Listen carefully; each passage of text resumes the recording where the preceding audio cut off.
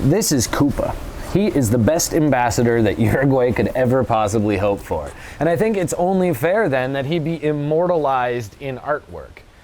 And really, the only way that that's going to happen, at least in any way that's going to matter for this community, is if you do it on a wall, graffiti style. And so today, I'm going to take the story, I guess, a little bit more vloggy, and I'd like to talk about something that happened to us. I'd like to talk about painting this wall.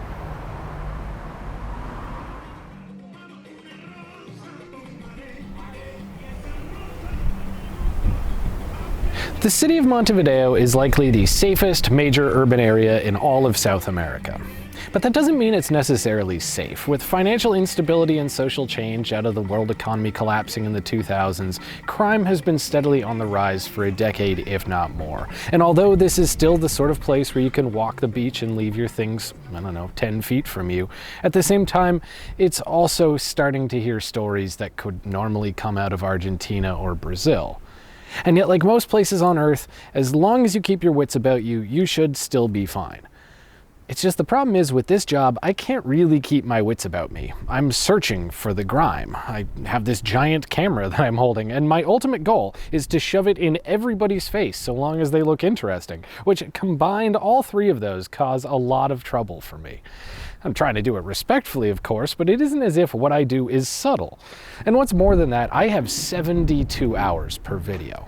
That's right, 3 days total. I have to find the story, get to it, research it, film it, everything. If one video happens to take more time, then that means another one has to lose it. It's just how it is.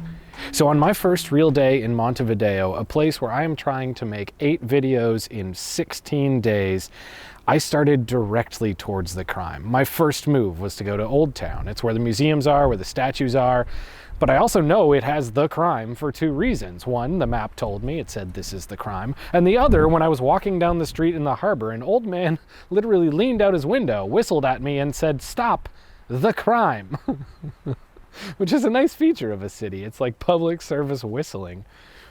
But after a few hours of walking in this part of town, I did come across my first lead. I came across something that I would consider the start of a story. While filming in an area clearly riddled with crack cocaine, a vision appeared before me. A man named Martinez. Well, okay, a graffiti about a man named Martinez. And it wasn't just here either. His name was on like every wall I'd seen in the city. Somebody clearly wanted this man to be Presidente. I'm presuming it was Martinez. Walking around, he quickly became symbolic to me, especially after I looked him up on my phone and realized he hadn't even won the election. Here was an entire city just screaming Martinez, and yet the people living between its walls rejected him. What's more symbolic than that? Publicly failed propaganda. So without knowing exactly what videos I'd be making here in Uruguay, I jotted down politics in my mind and aimed the camera at the wall. But just as soon as my arm was steady enough to film, this dog came up and started to lick my ankle. Not just any dog either, but an unbelievably cute dog. Like a 9.6 on the dog scale. Absolutely must pet. So I leaned down to pet the dog, and I looked up and shared a moment with its owner, and he shared a moment with me as we both agreed that anyone who could raise an animal this cute was probably pretty decent, and anyone who immediately pet it was probably pretty decent as well. And we, shared an emotional understanding, however you want to put it. But it gave him the opportunity to talk. He spoke English well enough to say something along the lines of, "Why are you filming this shit propaganda? Don't you want to see some real graffiti?" And I said, "Yeah, I do want to see some real graffiti. I want to see everything Uruguay has to offer." So he asked me if we wanted to meet one of Montevideo's most famous graffiti artists. A real OG. A guy named Jayan, one of the true founding fathers of Uruguayan street art. When this guy started out, you still had to take the ferry to Argentina just to buy spray paint cans. And now the Argentinians are coming here to get them. So within 20 minutes, we went from looking at this fake graffiti of a failed candidate to meeting a real artist, a true local boy. And so I asked them, what are the stories here? What is Uruguay? What do you paint to be Uruguayan? What's different? If Martinez isn't the reality here, what is? Naturally, under such an intense line of philosophical questioning, he decided to smoke some marijuana. After all, it's legal in Uruguay. Well, sort of. Actually, that's more complicated than it sounds. I'll get to that in a different episode. But For the time being, I want you to know that once properly configured, Jayen said that he knew what he wanted to paint. It might be a bit meta, but at least it was his reality, the reality of that neighborhood.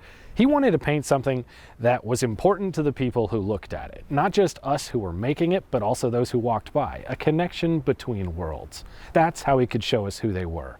After all, what's more Uruguayan than Uruguayan art? So he decided that whatever he was going to paint, it should at the very least cover this propaganda. This one wall at the very least would no longer be screaming about Martinez, but would now represent the actual voices of the people who lived inside it. So the next evening, just as dark fell, we returned to meet Jayen and watched him work well into the night. It was the sort of thing that I would probably be intimidated to do, were we not ironically protected by two of the cutest little puppies who have ever licked my foot.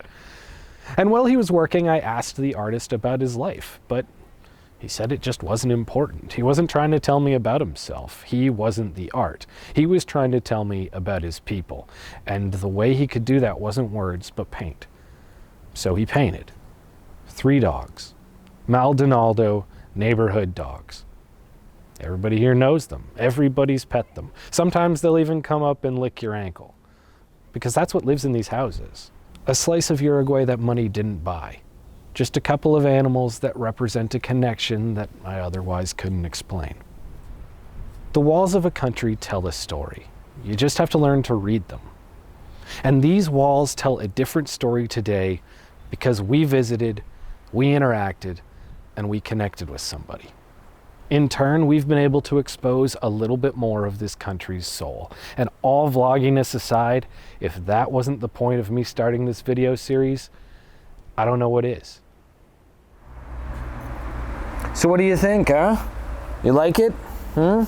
Yeah. I think it looks a lot like you. Everybody's gonna know this is your neighborhood. You rule things here. King Koopa. This is Rare Earth. Oh, you're a good dog. Oh, you're a good dog.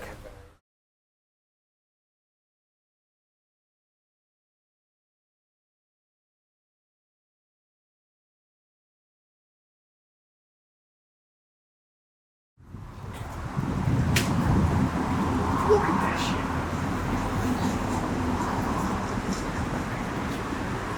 It took like 3 hours.